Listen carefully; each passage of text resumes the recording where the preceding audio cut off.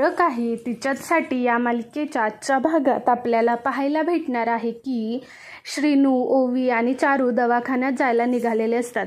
ते बाहेर आल्यानंतर मंजू अडवते आणि बोलते की कुठे चाललात. तेव्हा ते बोलतात की अहो श्रीनूची अजून तब्येत बरी नाही आहे, त्याला अजूनसुद्धा ताप येतोय, म्हणून काही प्रॉब्लेम नको म्हणून आपलं चेकअप करून यावं आणि चारूलासुद्धा ॲसिडिटीचा त्रास होतो, एकदा ते सुद्धा दाखवून यावं म्हणून आम्ही निघालोय.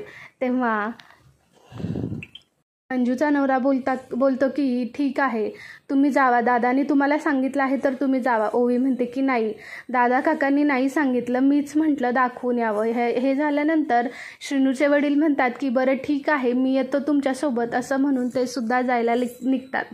ते पुढे जातात एवढ्यात मंजूचा नवरा म्हणतो की अहो तुम्हाला काम होतं ना, तुम्ही कागदपत्र जमा केलीत का. ते बोलतात की नाही. मग तेव्हा मंजूचा नवरा बोलतो की अहो तुम्ही आज कागदपत्र दिली तर 2 दिवसांनी काम होईल. श्रीनूचे वडील मनातच म्हणतात की काय करू, ह्यांच्यासोबत पण गेलं पाहिजे, ह्या चारूवर विश्वास ठेवू शकत नाही, ती पोरगी खूप चालू आहे असं म्हणून. पण काय करायचं, मुलासोबत जायचं की ग्रामपंचायतीत कागदपत्र करायची. म्हणून ते बोलतात की ठीक आहे मी जातो म्हणून. ते तिघंसुद्धा खुश होतात आणि दवाखान्यात जायला निघतात. दवाखान्यात गेल्यानंतर ओवी बाहेरच थांबते, चारू आणि श्रीनू आतमध्ये जातात, डॉक्टरांना भेटतात. डॉक्टरांना भेटल्यानंतर आपला प्रेग्नन्सीचं चेकअप करायचं आहे हे सांगतात. डॉक्टर ठीक आहे असं बोलून श्रीनूला बाहेर पाठवतात आणि बोलतात की तुम्ही बाहेर थांबा, इथे यांना इथेच राहू द्या, एक नर्स येईल तिचं चेकअप करेल. म्हणून श्रीनू बाहेर जातो. चेकअप झाल्यानंतर ते दोघं बाहेर येऊन बसतात. तेव्हा श्रीनूला सुद्धा बोलवून घेतात आणि डॉक्टर म्हणतात की श्रीनू विचारतो काही आहे का, सगळं आहे ना व्यवस्थित. तेव्हा डॉक्टर म्हणतात की सगळं व्यवस्थित आहे, पण श्रीनू बोलतो की पण काय. त्यावर डॉक्टर म्हणतात की अहो अभिनंदन, तुम्ही आई बाबा होणार आहात. असं ऐकून चारूला सुद्धा धक्का बसतो. ती म्हणते की हे कसं शक्य आहे मनातल्या मनात. पण सगळं झाल्यानंतर श्रीनू डॉक्टर बोलतात की तुम्ही घरी जावा, हे रिपोर्ट्स आम्ही तुम्हाला डायरेक्ट घरी पाठवतो. श्रीनू बोलतो की रिपोर्ट्स घरी नको पाठवायला, मी येईन स्वतः घ्यायला. असं म्हणून श्रीनू आणि चारू निघालेले असतात. इतक्या चारू म्हणते की श्रीनू तू बाहेर थांब, मला जरा डॉक्टरांशी बोलू दे. नंतर श्रीनू बोलतो की बरं ठीक आहे. श्रीनू बाहेर जातो आणि चारू नंतर डॉक्टरांना धमकी देत म्हणते की हे बघा तुम्ही सांगितलं ना की मी प्रेग्नेंट आहे, मला माहीत आहे की मी प्रेग्नेंट नाही आहे, हे खोटं आहे.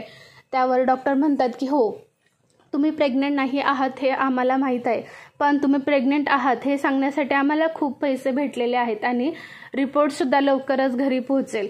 चारूला कळतं की हे सगळं मेघनाने केलेलं आहे, त्यामुळे ती खुश होते आणि मनातच म्हणते की वा मेघना आंटी वा, किती चांगला डाव खेळलात, असं म्हणून ती सुद्धा जायला निघते. श्रीनू आणि चारू रस्त्याने चालत असतात. तेव्हा श्रीनू धक्क्यात असतो की हे खरंच आहे म्हणून. चारू त्याला सांगत असते की श्रीनू मी खरंच प्रेग्नेंट आहे, मी काय करू, मी असं करते इथून कुठून तरी लांब जाते, मी माझ्या पोराला मोलमजुरी करून शिकवेन, तू काळजी करू नकोस. श्रीनू बोलतो की चारू तू काय बोलतेस, तुला काय बोलावं हे कळतंय का. चारू बोलते की मग मी काय करू, काय सांगणार घरी, सांग ना, कुठल्या तोंडाने मी घरी जाऊ, मला हेच कळत नाहीये. श्रीनू बोलतो की तू काळजी करू नको, मी बघतो काय करायचं ते, असं म्हणून चारू श्रीनूला ब्लॅकमेल करत असते. ते दोघं सुद्धा तिथून जायला निघतात. घरी पोहोचल्यानंतर तिथेच ते बोलत बसतात. इकडे ओवी आपल्या डुग्गूचा अभ्यास घेत असते, पण श्रीनूचा फोन आला नाही याची वाट बघत असते. हे सगळं झाल्यानंतर उमा आणि रघुनाथराव तिथेच येतात आणि विचारतात काय गं ओवी काय झालं, इतकी शांत का. त्यावर ओवी म्हणते की काही नाही, मी ते डुग्गूचा अभ्यास घेत होते ना, त्याला आत्ता मी शिकवलंय, तेच त्याला यायला लागले, मग मी ते बघतीये. त्यानंतर ते बोलतात की बरं ठीक आहे. ओवी बोलते की बरं मी जाऊ का त्याचा अभ्यास घ्यायला. हे सगळं झाल्यानंतर रघुनाथराव बोलतात की ठीक आहे तू जा, अभ्यासाच्या बाबतीत घाळपणा नको, म्हणून ओवी तिथून निघून जाते. इकडे सगळेजण आपले बाहेर बसलेले असतात. तेवढ्यात एक डिलिव्हरी बॉय येतो आणि पत्र देऊन मंजूच्या हातात म्हणतो की हे पत्र तुमच्या घरी आहे. मंजू म्हणते की हे कशाचं आहे. त्यावर तो डिलिव्हरी बॉय म्हणतो की माहीत नाही, पण हे अर्जंट डिलिव्हरी होती, घ्या, असं म्हणून मंजूच्या हातात देतो. तेवढ्यात ती लाली येते आणि मंजूच्या हातातलं पत्र घेते आणि वाचते. तिला कळतं की चारू प्रेग्नेंट आहे. हे कळाल्यानंतर ती मोठ्या मोठ्याने चारूला आवाज देते. मंजू विचारते की काय लालीताई, काय झालं, तुम्ही सांगाल का? पण लाली काही ऐकून न घेण्याच्या मनस्थितीत असते आणि चारूला बाहेर बोलवते. चारू बाहेर आल्यानंतर सगळेजण घरात येतात आणि मोठ्या मोठ्याने ती ओरडते हे बघू लागतात. हे ऐकून ती लाली अजूनच भडकते आणि म्हणते की तू तोंड काळं केलं, चिखल स्वतःवर उडवून घेतलास असं म्हणून तिच्यावर ओरडत असते. चारू हे सगळं ओरडा बघून खोटं खोटं रडायचं नाटक करत असते. श्रीनू हे सगळं बघत असतो. मंजू बोलते की अहो तुम्ही काय बोलताय, आमच्या घरातल्या संस्कारांवर तुम्ही जाऊ नका.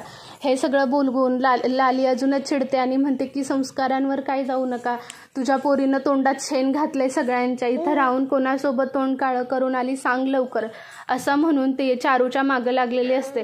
चारू रडतच असते. श्रीनू हे सगळं बघत असतो. लाली तिला जाब विचारत असते आणि इथे सारं काही तिच्यासाठीचा भाग संपतो. तुम्हाला आपल्या चॅनलवरचे अपडेट्स आवडत असतील तर लाईक, शेअर, सबस्क्राईब करायला विसरू नका. थँक्यू.